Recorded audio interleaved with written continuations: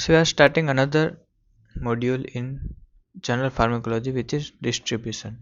So let's say you took 20 milligram oral drug. From this 20 milligram, only 10 milligram comes inside the blood. So this is what? This is bioavailability.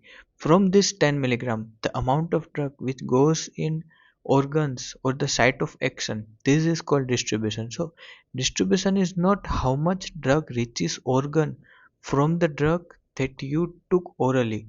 It is the amount of drug with that reach organ from the systemic circulation. So this was distribution.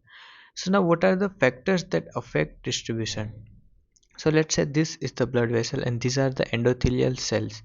Now the cell has cell membrane which will be made up of lipids. So in order for this drug to cross this membrane, it has to be lipid soluble. So first is lipid soluble. If the drug is water soluble, it will not be able to cross this blood vessel. So once this drug crosses this blood vessel, it has to reach this organ site. This organ also has endothelial cells, which has cell membrane. So it has to be lipid soluble to enter this also. So does only lipid solubility works? No, because if the drug is lipid soluble, then it can also exit from here. The way it entered, it can exit. So it should have affinity for this tissue to stay here, stay in here. So distribution also depends on what?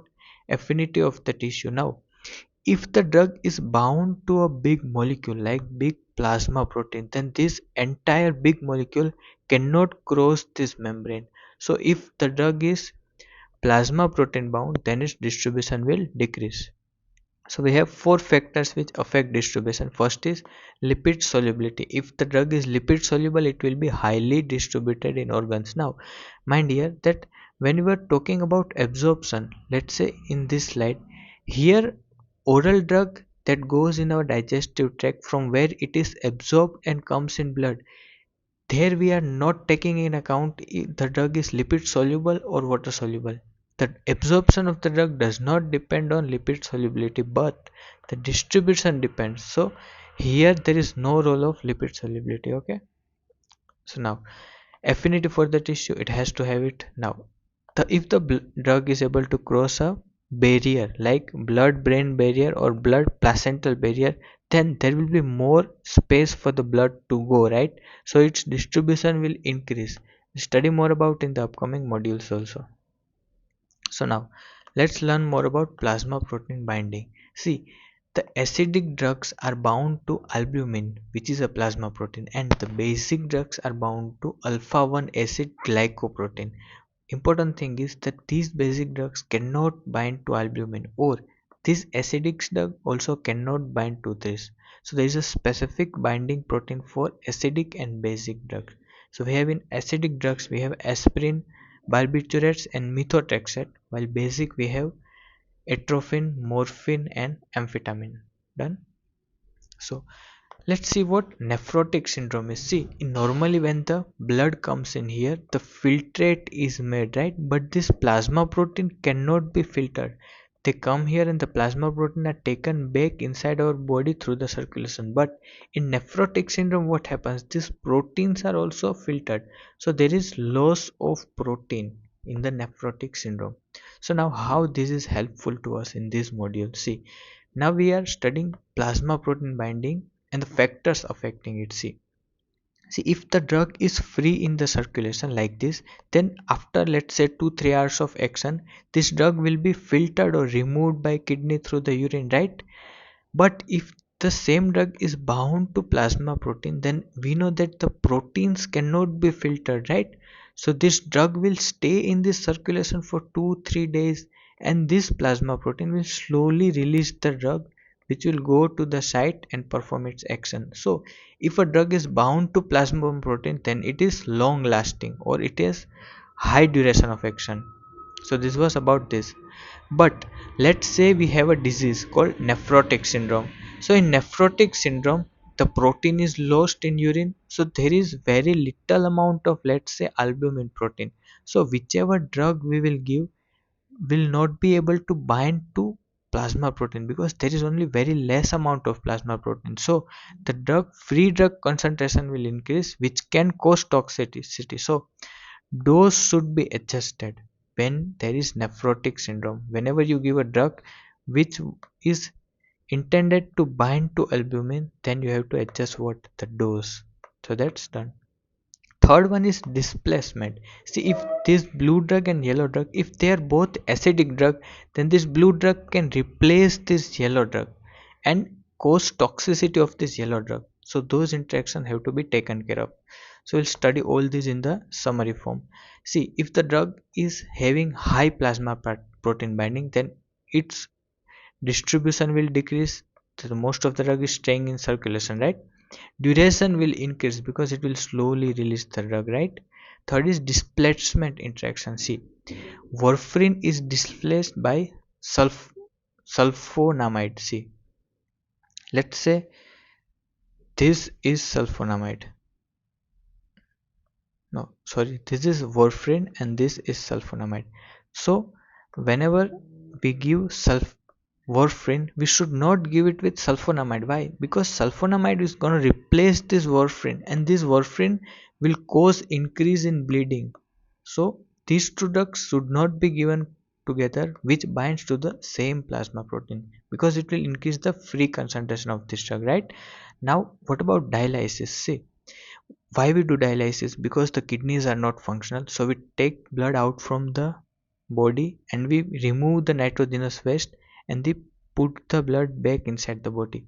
Now in this removing process, we are not removing protein. If we were to remove protein, then obviously all persons undergoing dialysis will have nephrotic syndrome, right? So we're not removing protein in this process. So the drug which is bound to plasma protein will not be filtered in the dialysis, right? So dialysis is not used to drugs which are bound to plasma protein because they won't be filtered. And third is filtration. Filtration will also decrease. Why? Because when the drug is bound to plasma protein, it is not filtered here, so its duration of action will increase and the filtration of the drug will be decreased. Done. So for dialysis of a drug, what we need? If we want to remove a drug via dialysis, then it should not be bound to plasma protein, right? Second is it should be present in the blood, because we are removing the blood to filter out the blood. So if the volume of distribution is very high, then it is present in tissue, not in blood. So it will not be filtered by dialysis. And second is tissue affinity. It should have low tissue affinity. The drug, basically the drug should be in the blood vessel, not in the organs to be removed by dialysis. Now let's see which drugs undergo dialysis. The dialysis we have methanol, lithium and aspirin, which are dialyzed and not effective in amphetamine, opioids and deoxydiazepam and all this. Done. There are a lot of examples, so I am not making a mnemonics for this.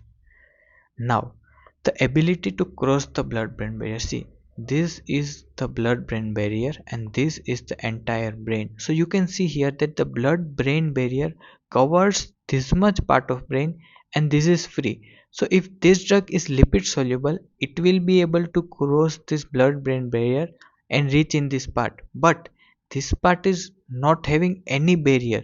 So any drug can come in this part or this part and show its effect. So area 1 and area 3 is, let's say, CTZ of area of brain which does not have a blood brain barrier cover. So any drug can interact here and stimulate this area and cause vomiting. So that's why we study that vomiting is a common side effect of many drugs. Why? Because the area which is responsible for vomiting, it does not have a cover inside our brain. Simple. So if a drug has the ability to cross a blood brain barrier, then its distribution will obviously increase, right? So those were the drugs. See, many drugs cause vomiting, but there are some drugs which does not cause vomiting. So there are only some, so they can be asked in MCQs. So antiemetics, obviously we give these drugs to stop vomiting, so they won't cause vomiting, right? The seconds are antipsychotics, they also don't cause vomiting. Now, this is the blood placental barrier. Now, 3 points here to learn that if the drug is crossing the blood placental barrier and going inside the fetus, then the drug will have what? High volume of distribution. Second, every drug that crosses the placenta is not teratogenic, because 99% of the drug will cross this barrier, but not all drugs are teratogenic, right? See, 99% drug crosses this barrier, but insulin and heparin are some drugs which cannot, which don't cross. But all are not teratogenic, only some are teratogenic, right?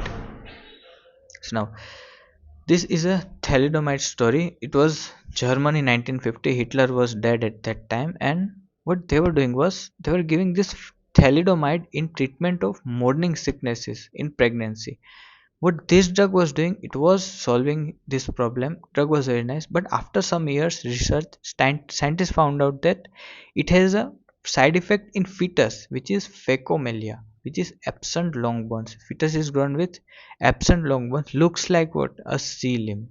So after that it was withdrawn from the market, but after more years of research they found that it can be used to treat multiple myeloma also.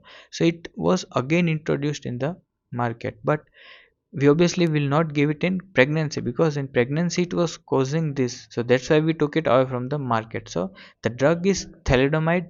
The side effect is what, phocometia. Phocometia is absent long bones in the fetus. Phocometia, it's not t, the t is silent there. Okay, now how to measure distribution. See, there are two ways to measure distribution. One is that you directly go by learning this formula. Second is by learning the concept. First I'll introduce you with the concept, then you can memorize the formula at last. See, let's say I gave 200 milligram of a drug to a patient. Now this 200 milligram of drug, this is a type of drug which is not going in any organ. So entire 200 milligram of drug is present in what, in its plasma, and normal plasma volume is 5 liter. So the volume of distribution of this drug is 5 liter. What, the volume of distribution of this drug is 5 liter, means volume of distribution is the amount of plasma that can accommodate the drug. So 5 liter of plasma accommodated this much amount of drug. So this is volume of distribution, right, in this example. See, now let's say here I have 200 milligram of drug. Now from this 200 milligram of drug, 100 milligram is in plasma and the other 100 milligram is inside the organs. So the 5 liter of plasma is having how much, 100 milligram of drug.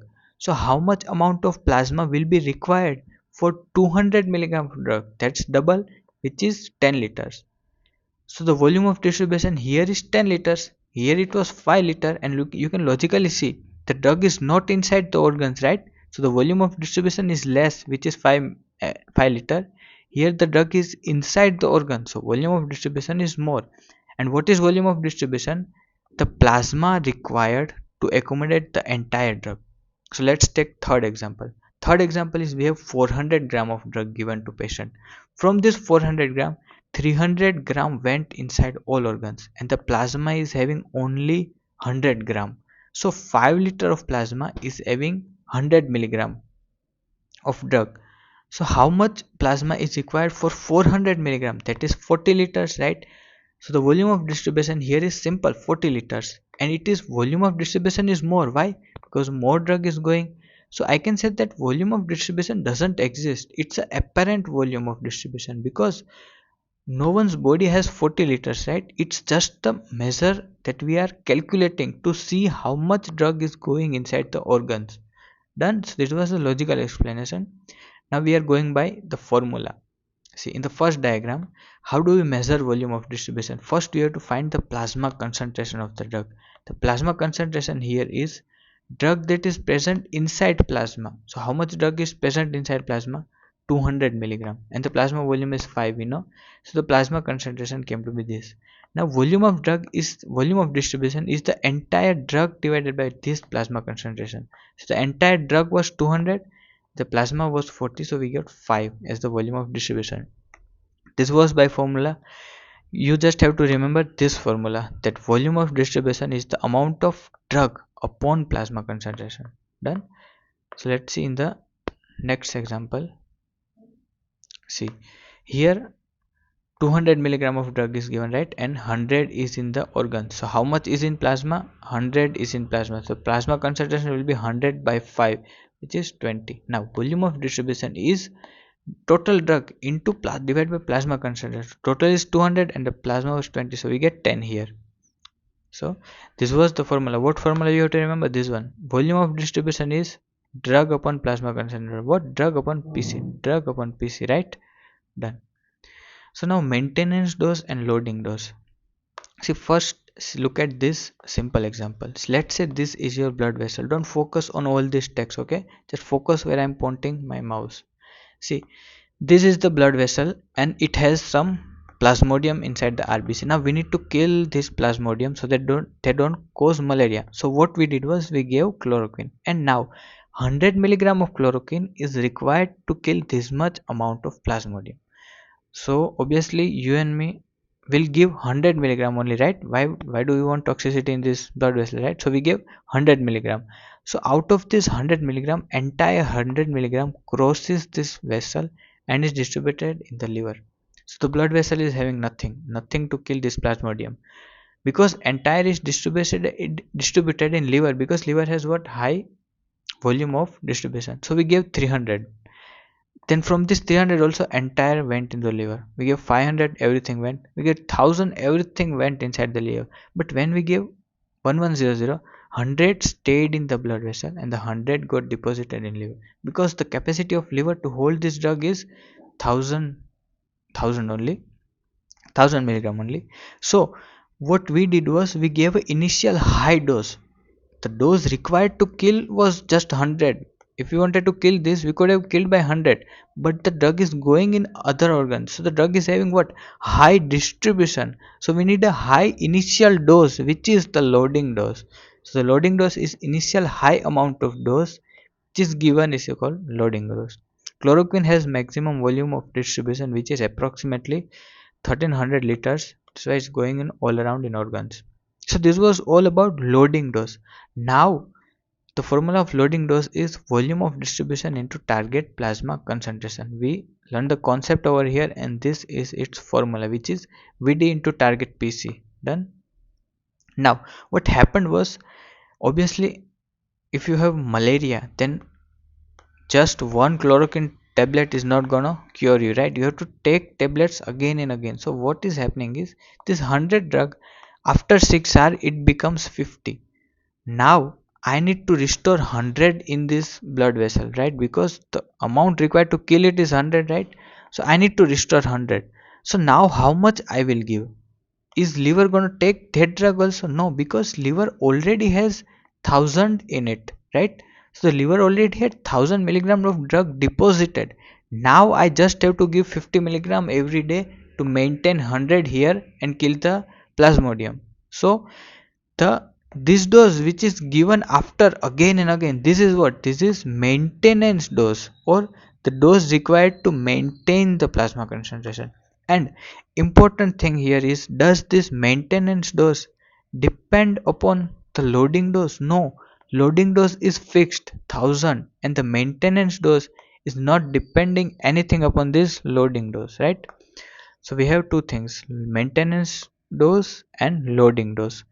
The formula for both are: maintenance dose is clearance into target plasma concentration, and loading dose is volume of distribution into target PC. So target PC is same, just we have to change CL and VD. Done. This was about the formula of both. Learn the concept here.